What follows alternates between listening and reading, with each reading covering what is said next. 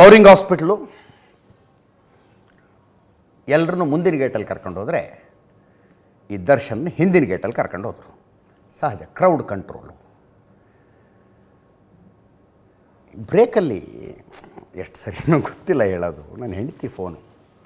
ದರ್ಶನನ್ನು ಬೈಯೋದು ಸರಿ? ಅಭಿಮಾನಿಗಳು ಸಿನಿಮಾ ನೋಡ್ಕೊಂಡು ಅಭಿಮಾನಿಗಳಾಗಿರ್ತಾರೆ, ಆ್ಯಕ್ಟಿಂಗ್ ನೋಡ್ಕೊಂಡು ಅಭಿಮಾನಿಗಳಾಗಿರ್ತಾರೆ, ಅವ್ರನ್ನ ಯಾಕೆ ಬೈಬೇಕು ಅಂತ.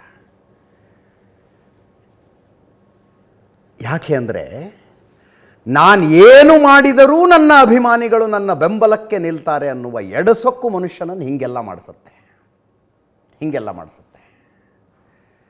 ಇವತ್ತು ಇಲ್ಲಿ ಈ ಮನುಷ್ಯನನ್ನು ನೋಡುವುದಕ್ಕೆ ಬಂದ ಜನ ಮತ್ತು ಕೂಗಲಾದ ಘೋಷಣೆಗಳಿದ್ವಲ್ಲ, ದಟ್ ಸೇಸ್ ಮ್ಯಾನ್ಯುಫ್ಯಾಕ್ಚರಿಂಗ್ ಡಿಫೆಕ್ಟ್ ಇದೆ ಅಲ್ಲಿ ಅಂತ. ಆ ಡಿಫೆಕ್ಟ್ ಸರಿಯಾಗಬೇಕು. ನಾವೆಲ್ಲ ರಾಜ್ಕುಮಾರ್ನ ಯಾಕೆ ಮೆಚ್ಕೋತೀವಿ ಹೇಳಿ? Not just because of his acting, for his public conduct also. ಅದಕ್ಕೋಸ್ಕರ ಕೂಡ ಯಾವುದೋ ಒಂದು ಸಲ ರಾಜ್ಕುಮಾರ್ ಅವ್ರಿಗೆ ಒಂದು ಡಿಸ್ಟಿಲರಿ ಓಪನಿಂಗಿಗೆ ಕರೆದಿದ್ರಂತೆ. ರಾಜ್ಕುಮಾರ್ ಒಪ್ಕೊಂಡಿದ್ರು, ಬರ್ತೀನಿ ನಾನು ಅಂತ. ಡಿಸ್ಟಿಲರಿ ಅಂದ್ರೇನು? Liquor factory. ನೋಡಿ, ಜಾತಿ ತರ್ತಿದ್ದೀನಿ ಅಂತ ಇದು ಮಾಡ್ಕೋಬೇಡಿ. ಈಡಿಗ ಸಮುದಾಯ ಬೇಸಿಕಲಿ ಆ ವ್ಯವಹಾರ ಇರ್ತಾರವರು, ಆ ಸಮುದಾಯದ್ದು. ಅಕಸ್ಮಾತ್ ಅವ್ರು ಹೋಗಿ ಒಂದು ರಿಬ್ಬನ್ ಕಟ್ ಮಾಡಿದರೆ ಯಾಕೆ ಹೋದ್ರಿ ರಾಜ್ಕುಮಾರ್ ಅವರೇ ಅಂತ ಯಾರೂ ಕೇಳ್ತಿರ್ಲಿಲ್ಲ. ಬಟ್ ವರದಣ್ಣ ಬಂದು ಹೇಳಿದ್ರು, ನೋಡಪ್ಪ, ನೀನು ಬರೀ ನಟ ಅಲ್ಲ, ವಾಟ್ ಆರ್ ಯು? ಜನ ನಿನ್ನನ್ನು ರೋಲ್ ಮಾಡೆಲ್ ಅನ್ಕೋತಾರೆ. ನೀನು ಹೋಗಿ ಯಾವುದೋ ಡಿಸ್ಟಿಲರಿನ ರಿಬ್ಬನ್ ಕಟ್ ಮಾಡಿದ್ರೆ ನಿನ್ನ ಅಭಿಮಾನಿಗಳಿಗೆ ಏನು ಸಂದೇಶ ಕೊಟ್ಟಂಗಾಗುತ್ತೆ ಅಂತ ವರದಣ್ಣ ಹೋಗಿ ಹೇಳಿದಾಗ ರಾಜ್ಕುಮಾರ್, ನಾ ಎಲ್ಲೋ ಕೇಳಿದ್ದಿದ್ದು, ರಾಜ್ಕುಮಾರ್ ಹೇಳಿದ್ರಂತೆ, ಇಲ್ಲೇ ಬರೋದಿಲ್ಲ ನಾನು, ಇದಕ್ಕೆ ಕ್ಯಾನ್ಸಲ್ ಮಾಡಿದ್ದನ್ನು ಅಂದ್ರಂತೆ. ಯಾಕೆ? ಅಭಿಮಾನಿಗಳಿಗೆ ಏನು ಸಂದೇಶ ಕೊಟ್ಟಂಗಾಗತ್ತೆ. ನಾನು ಅದ್ಭುತವಾಗಿ ಆ್ಯಕ್ಟಿಂಗ್ ಮಾಡಿ ಮನೆಗೆ ಬಂದು ಹೆಂಡ್ತೀನಿ ಸಾಯ್ ಬಡಿತೀನಿ ಅಂದರೆ, ನಾನು ಅದ್ಭುತವಾಗಿ ಆ್ಯಕ್ಟಿಂಗ್ ಮಾಡಿ ಯಾರೋ ಸೋಷಿಯಲ್ ಮೀಡಿಯಾದಲ್ಲಿ ಕಮೆಂಟ್ ಹಾಕಿದವನು ಹೆಣ ಹಾಕ್ತೀನಿ ಅಂದರೆ, ಇಸ್ ಇಟ್ ಅಕ್ಸೆಪ್ಟೇಬಲ್? ಒಪ್ಪಬಹುದಾದ ಮಾತಾ ಇದು? No no no no no no I don't agree. I agree. ಪ್ರತಿಯೊಬ್ಬ ಮನುಷ್ಯನಿಗೂ ಪರ್ಸ್ನಲ್ ಲೈಫ್ ಅಂತ ಒಂದಿರುತ್ತೆ, ಪ್ರೊಫೆಷ್ನಲ್ ಲೈಫ್ ಅಂತ ಒಂದಿರುತ್ತೆ. ಎರಡರ ಮಧ್ಯದಲ್ಲೂ ವ್ಯತ್ಯಾಸ ಇರುತ್ತೆ. ಆ ವಿಷಯದಲ್ಲಿ ನನ್ನ ಭಿನ್ನಾಭಿಪ್ರಾಯ ಇಲ್ಲ. ಬಟ್ ನೀವು ಆ ಪರ್ಸ್ನಲ್ ಲೈಫ್ನಲ್ಲಿ ಸಮಾಜ ಕಂಟಕನಾಗಿ ಬಿಟ್ಟರೆ no, that is not acceptable. ನಿನ್ನ ಪರ್ಸ್ನಲ್ ಲೈಫ್ನಲ್ಲಿ ನಿನಗೇನು ಚಟಗಳಿದಾವ, ಖಯಾಲಿಗಳಿದಾವ, ಅದನ್ನ ಸಮಾಜ ಕಂಟಕನಾಗಬೇಡ. ಆ ಕನ್ಸರ್ನಿಂದ ಹೇಳ್ತಾ ಇರೋದು ನಾನು. That is the concern. Medical checkup ಆಯಿತು. ಅದಾದ ನಂತರ ಸೀದಾ ಜಡ್ಜ್ ಹತ್ರ ಕರ್ಕೊಂಡೋದ್ರು. 24th ACMM ಕೋರ್ಟಿಗೆ ಪ್ರೊಡ್ಯೂಸ್ ಮಾಡಬೇಕಾಗಿತ್ತು.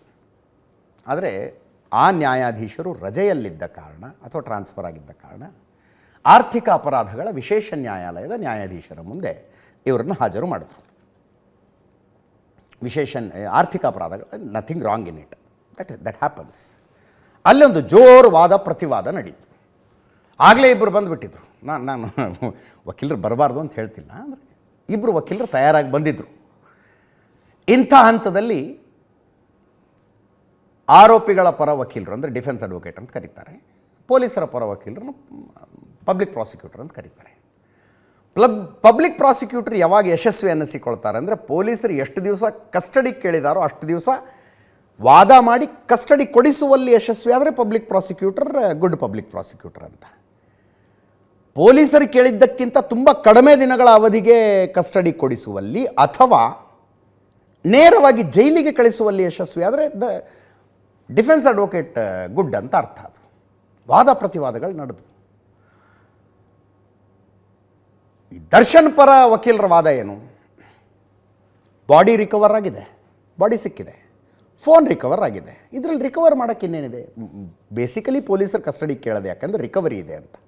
ರಿಕವರಿ ಮಾಡೋಕ್ಕೇನೂ ಇಲ್ಲ. ಆದ್ದರಿಂದ ನಮ್ಮ ಕ್ಲೈಂಟ್ಗಳನ್ನು ಜೈಲಿಗೆ ಕಳಿಸಿ ಕಸ್ಟಡಿ ಕೊಡಬೇಡಿ, ಪೊಲೀಸ್ ಕಸ್ಟಡಿ ಕೊಡಬೇಡಿ ಅಂತ. ಇಲ್ಲಿ ಕನೆಕ್ಟಿಂಗ್ ಡಾಟ್ಸ್ ತುಂಬ ಇದ್ದಾವೆ. 14 ದಿವಸ ನಮಗೆ ಕಸ್ಟಡಿ ಕೊಡಿ ಅಂತ ಪೊಲೀಸರಿಗೆ ಕೇಳಿದ್ದು.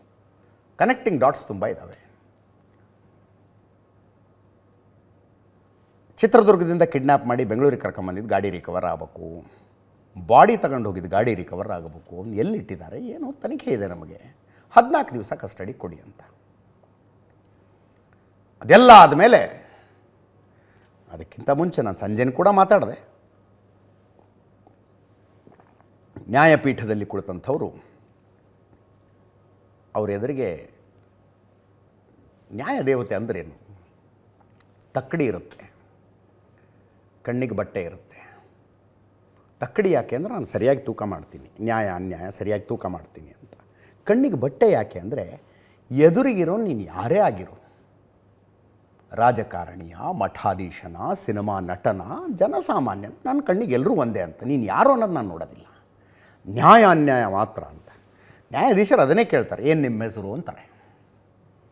ಅಲ್ಲಿ ನಾನು ಗೊತ್ತಿಲ್ವಾ ಚಾಲೆಂಜಿಂಗ್ ಸ್ಟಾರ್ ಅನ್ನಂಗಿಲ್ಲ, ನಾನು ಡಿ ಬಾಸ್ ಅನ್ನಂಗಿಲ್ಲ. ಆಧಾರ್ ಕಾರ್ಡಲ್ಲಿ ಏನು ಹೆಸರಿದೆಯೋ ಅದನ್ನ ಹೇಳಬೇಕಲ್ಲಿ. ಆಮೇಲೆ ಕೇಳ್ತಾರೆ ಯಾವಾಗ ನಿಮ್ಮನ್ನು ಅರೆಸ್ಟ್ ಮಾಡಿದ್ದು ಅಂತ, ಡೇ ಟು ಟೈಮು ಹೇಳಬೇಕು. ಅದು ಯಾಕೆ ಕೇಳ್ತಾರೆ ಅಂದರೆ ಕಸ್ಟಡಿಗೆ ತೆಗೆದುಕೊಂಡ 24 ತಾಸಿನೊಳಗೆ ಮ್ಯಾಜಿಸ್ಟ್ರೇಟ್ ಮುಂದೆ ನಿಲ್ಲಿಸ್ಬೇಕು ನಿಯಮ. 24 ತಾಸು ಆಗಿದೆಯಾ ಇಲ್ಲ ಚೆಕ್ ಮಾಡೋದಕ್ಕೆ. ಅದಾದ ಮೇಲೆ ಪೊಲೀಸರು ನಿಮ್ಗೆ ಏನಾದ್ರು ತೊಂದರೆ ಕೊಟ್ರಾ ಅಂತ ಕೇಳ್ತಾರೆ. ಅದಾದ ಮೇಲೆ ನಿಮ್ಮನ್ನು ಕಸ್ಟಡಿಗೆ ತಗೊಂಡಿದ್ದ ಬಗ್ಗೆ ನಿಮ್ಮ ಮನೆಯವ್ರಿಗೆ ಹೇಳಿದಾರಾ ಅಂತ ಕೇಳ್ತಾರೆ. ಇವ್ರಿಗೆ ಯಾವ ಮನೆಯವ್ರಿಗೆ ಹೇಳಬೇಕೋ ಏನೋ, ಇರೋ ಮನೆಯವ್ರ ಪಕ್ಕದಲ್ಲೇ ಇದ್ದಾರೆ ಇನ್ನೊಬ್ಬ ಆರೋಪಿಯಾಗಿ. ಅದೆಲ್ಲ ಆದಮೇಲೆ ವಾದ ಪ್ರತಿವಾದಗಳಾದವು. 6 ದಿನಗಳ ಕಾಲ ಪೊಲೀಸ್ ಕಸ್ಟಡಿಗೆ ಕೊಡಲಾಗಿದೆ. ಬೇರೆ ಯಾರು ಆಗಿದ್ರೆ ಕರ್ಕೊಂಬಂದು ಕಾಮಾಕ್ಷಿಪಾಳ್ಯ ಪೊಲೀಸ್ ಸ್ಟೇಷನಲ್ಲಿ ಇಟ್ಕೊತಿದ್ರು. ಒಬ್ಬ ಮಹಿಳಾ ಆರೋಪಿ ಇರೋದ್ರಿಂದ ಅವ್ರನ್ನ ಸ್ಟೇಷನ್ನಲ್ಲಿ ಇಟ್ಕೊಳ್ಳೋಂಗಿಲ್ಲ, ಸಾಂತ್ವನ ಕೇಂದ್ರಕ್ಕೆ ಕಳಿಸ್ಬೇಕು. ಸಾಂತ್ವನ ಕೇಂದ್ರಕ್ಕೆ ಕಳಿಸಿದ್ದಾರೆ. ಈ ಹೈ ಪ್ರೊಫೈಲ್ ಕ್ರಿಮಿನಲ್ಗಳನ್ನು, ಈ ಹೈ ಪ್ರೊಫೈಲ್ ಕ್ರಿಮಿನಲ್ ಅಂದರೆ ನೀವು ಸೆಲೆಬ್ರಿಟಿ ಕ್ರಿಮಿನಲ್, ಟೆರರಿಸ್ಟ್ಗಳನ್ನು ಕೂಡ ಈ MG ರೋಡ್ ಹಿಂದ್ಗಡೆ ಅಶೋಕ ನಗರ ಪೊಲೀಸ್ ಸ್ಟೇಷನ್ ಇದೆಯಲ್ಲ, ಅದರ ಹಿಂದೆ ಒಂದು ಪೊಲೀಸ್ ಆಫೀಸರ್ಸ್ ಮೆಸ್ ಅಂತಿದೆ, ಅಲ್ಲಿಟ್ಟು ವಿಚಾರಣೆ ಮಾಡ್ತಾರೆ. ಅಥವಾ ಮಡಿವಾಳದಲ್ಲಿ ಒಂದು ಟೆಕ್ನಿಕಲ್ ಸೆಂಟರ್ ಇದೆ, ಅಲ್ಲಿಟ್ಟು ವಿಚಾರಣೆ ಮಾಡ್ತಾರೆ. ಇವ್ರನ್ನ ಎಲ್ಲಿಟ್ಟು ವಿಚಾರಣೆ ಮಾಡ್ತಾರೆ, ಒಟ್ಟು ವಿಚಾರಣೆ ಅಂತೂ ಆಗಲಿ. ಇಷ್ಟೆಲ್ಲ ಆಯಿತು. ನಾರಾಯಣಸ್ವಾಮಿ ಅಂತ ದರ್ಶನ್ ಪರ ಒಬ್ಬ ವಕೀಲರು ವಾದ ಮಾಡಿದ್ರು. ಇದನ್ನು ಕಣ್ಣೀರು ಹಾಕಿದ್ರಂತೆ ಇವರಿಬ್ಬರು, ದರ್ಶನ್ ಪವಿತ್ರ ಗೌಡ ಇಬ್ಬರು ಕಣ್ಣೀರು ಹಾಕಿದ್ರಂತೆ. ಇನ್ನು 6 ದಿವಸ ಪೊಲೀಸ್ ಕಸ್ಟಡಿ.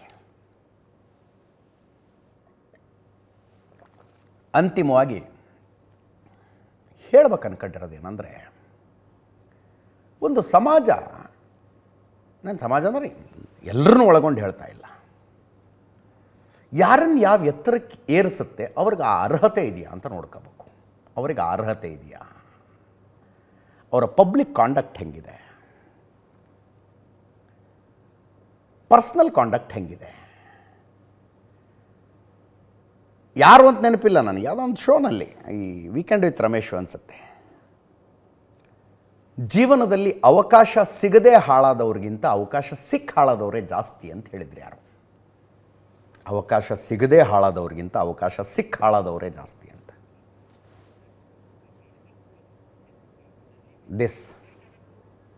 ನಾನು ಇದನ್ನು ಮಾತಾಡ್ತಾ ಇರುವಾಗ ಅಲ್ಲಿ ಆ ರೇಣುಕಾ ಸ್ವಾಮಿದು ಅಂತ್ಯ ಸಂಸ್ಕಾರ ಆಗ್ತಾಯಿದೆ. ಏನು ತಪ್ಪು ಮಾಡಿದ್ದಾರೆ ಈ ಹುಡುಗ? ಇವನು ಮಾಡಿದ್ದು ತಪ್ಪು ಅನ್ನೋದಾದರೆ ನಾನು ತೋರಿಸ್ತೀನಿ ನನ್ನ ಸೋಷಿಯಲ್ ಮೀಡಿಯಾ ಪ್ರೊಫೈಲ್ನಲ್ಲಿ ಎಷ್ಟು ಜನ ಆ ತಪ್ಪು ಮಾಡಿದ್ದಾರೆ ಅಂತ.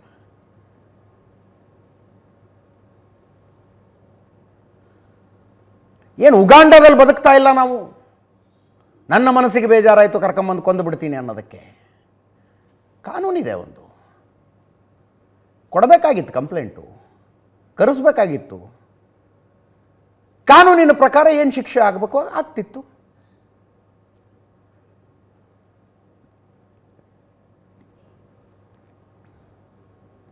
ಸರಿಯಾಗಿ ಮುಖ ಸಹಿತ ನೋಡೋಕ್ಕಾಗಲಿಲ್ಲ. ಹೆಣದ ಮುಖ ನೋಡಿದ್ರೆ ಪಾಪ ಕೊನೆ ತನಕ ಶಾಶ್ವತವಾಗಿ ಉಳಿದು ಬಿಡುತ್ತೆ ಅವ್ರಿಗೆ ಮನಸ್ಸಿನಲ್ಲಿ.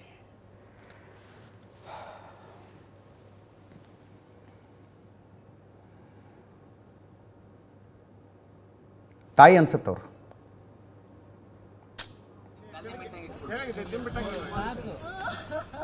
ಜನ ಇಂಡಸ್ಟ್ರಿ ಸ್ವಲ್ಪ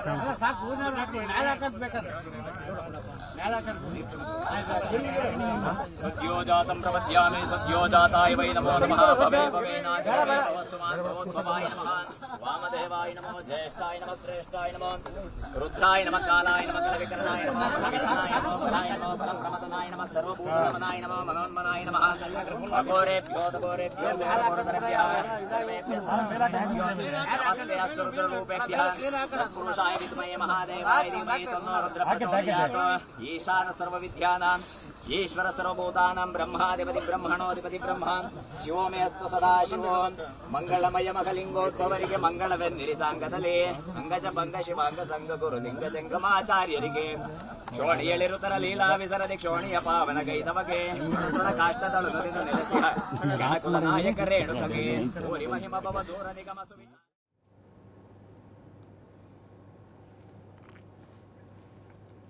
ನೋಡೋಣ ಶಾಪಗಳು ವರ್ಕ್ ಆಗ್ತಾವ ಅಂತ.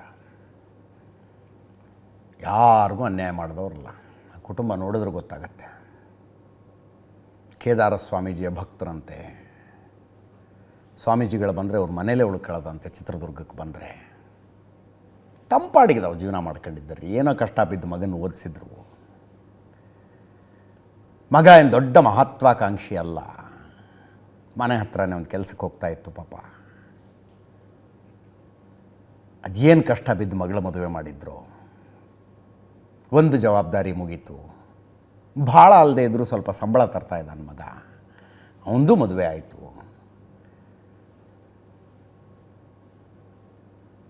ಇನ್ನೊಂದು 3 ತಿಂಗಳು 4 ತಿಂಗಳಿಗೆ ಮೊಮ್ಮಗನೋ ಬರ್ತಾನೆ. ಕಂಪ್ಲೀಟ್ ಫ್ಯಾಮಿಲಿ ಆಗುತ್ತೆ ಅಂತ ಕನಸ್ಕೊಂಡಿದ್ದಿದ್ರಲ್ರಿ ಅವರು. ಫ್ಯಾಮಿಲಿ ಕಂಪ್ಲೀಟ್ ಆಗುತ್ತೆ ಅಂತ ಕನಸ್ಕೊಂಡಿದ್ರು.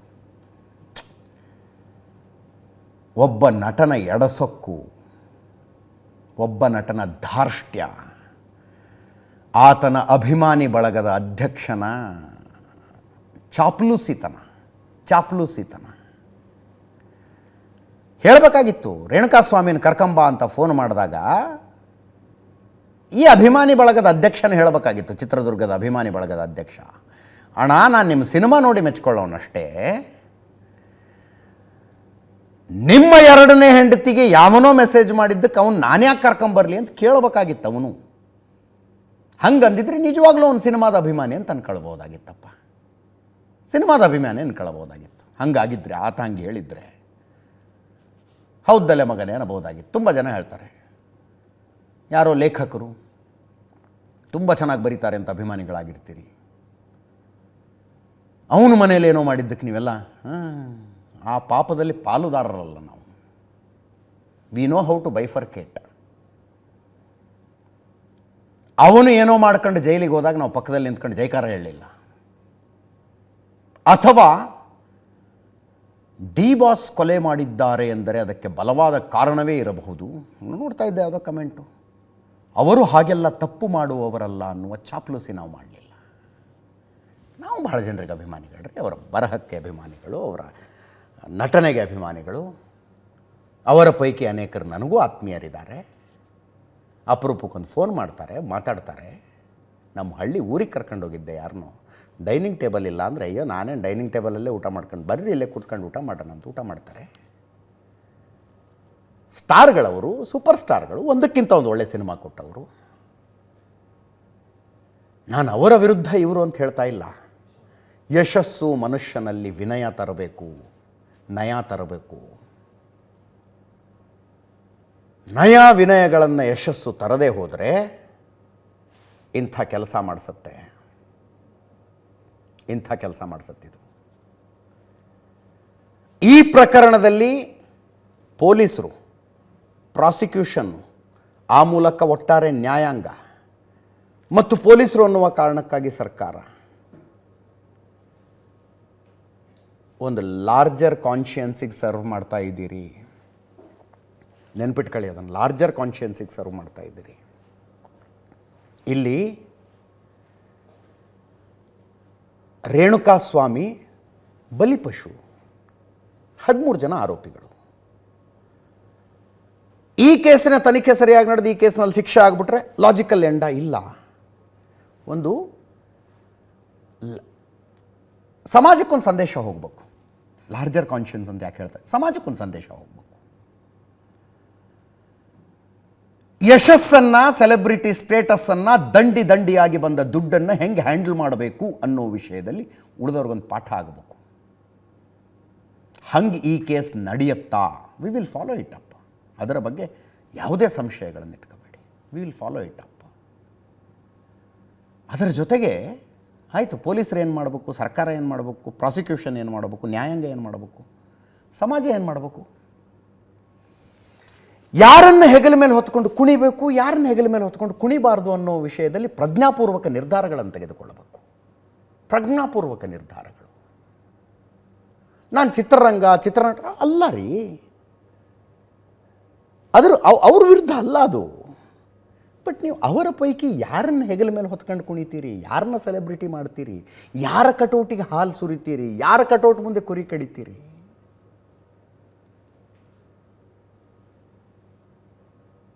2.5 ತಾಸಿನ ಮನರಂಜನೆಯನ್ನು ನಿಮ್ಮೆದುರಿಗೆ ಕೊಟ್ಟ ಮನುಷ್ಯ ಮನೆಗೂ ಹೆಂಡತಿ ಜೊತೆಗೆ ಹೆಂಗೆ ನಡ್ಕತಾನೆ ಅನ್ನೋದು ನಿಮ್ಗೆ ಏನೂ ಮ್ಯಾಟರೇ ಆಗೋದಿಲ್ವಾ?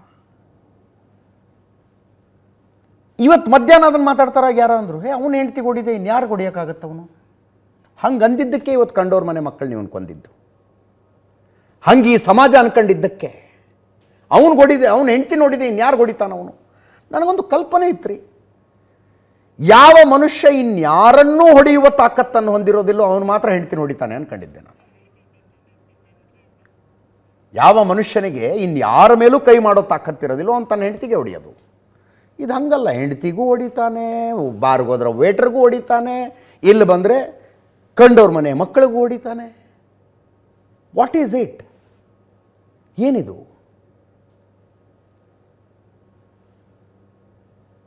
ನಮ್ಮ ಅಣ್ಣಂಗೆ ಭಾಳ ಸಿಟ್ಟು ಬಂದರೆ ಮನುಷ್ಯನೇ ಅಲ್ಲ, ಒಳಗಿಟ್ಕ ಅದನ್ನು. ಇನ್ನೆಂಗಾರು ಹೊರಗೆ ಹಾಕೋ, ಕಂಡವ್ರ ಮೇಲಲ್ಲ. 2011ರಲ್ಲಿ ವಿಜಯಲಕ್ಷ್ಮಿಯವರ ಮೇಲೆ ಮಾರಣಾಂತಿಕ ಹಲ್ಲೆ ಆಗದಾಗ ಆ ಹೆಣ್ಣುಮಗಳು ನಿರ್ಧಾರ ಮಾಡಬೇಕಾಗಿತ್ತು ರೀ. ಕರ್ಕೊಂಡು ಹೋಗಿ ಕೊಲೆ ಮಾಡಿದಾರೆ ಅವನನ್ನ ಯಾವ ಸ್ಥಿತಿಗೆ ತಂದಿದಾರ ಅದೇ ಸ್ಥಿತಿಗೆ ತರ್ಬೇಕು ಅವ್ರನ್ನ. ಅವನನ್ನ ಬಿಡ್ಬೇಡ್ರಿ, ಅವನನ್ನ ದರ್ಶನ, ಅವಳನ್ನ, ಆ ಬೋಸುಡಿನ, ಅವಳನ್ನ ಬಿಡ್ಬೇಕು ಅವಳನ್ನ.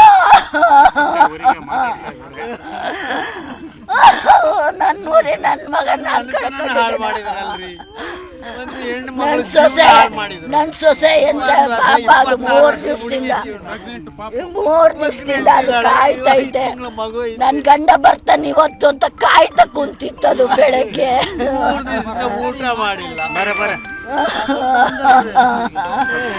ಆ ಪಾಪಿಗಳಿಗೆ ತಕ್ಕ ಶಿಕ್ಷೆ ಆಗಬೇಕು, ತನಿಖೆ ನಡೆಸಬೇಕು.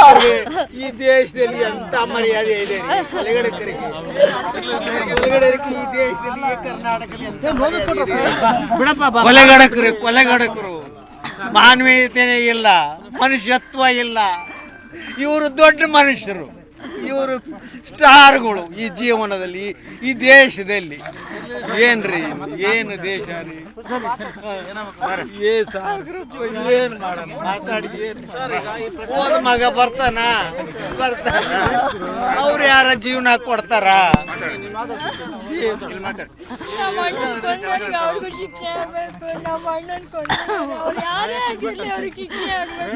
ಅವ್ನು ಯಾವನಿದಾನ, ಅವ್ನು ಸ್ಟಾರ್, ಅವ್ನು ಸಾಯ್ಬೇಕು. ಅವ್ನು ಸತ್ರ ಉಳಿದರ್ ಸಾಯ್ತಾರೆ. ಹೆಂಗ್ ಹೊಡೆದು ಹಾಕಿದ್ದಾರೆ, ಅವನ್ ಹೆಂಗ್ ಸಾಯಿಸಿದಾನ ಹಂಗೆ ಸಾಯಿಸ್ಬೇಕು ಅವನನ್ನ. ದೇವರೆಲ್ಲ ಇನ್ನೊಂದು 15 ದಿವಸದಾಗೆ ಸಾಯಿಸ್ಬೇಕು ಅವನನ್ನ. ನನ್ನ ಮಗ ಹೆಂಗ್ ಸತ್ತ ಹಂಗೆ ವಿಲಿ ಒದ್ದಾಡ್ ಸತ್ತಿದ್ದಾನೆ. Cable kill.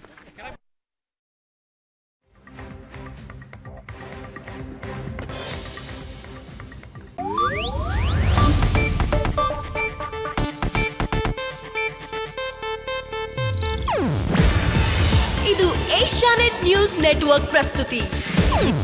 ನೀವು ನೋಡ್ತಿದ್ದೀರಾ ಏಷ್ಯಾನೆಟ್ ಸುವರ್ಣ ನ್ಯೂಸ್.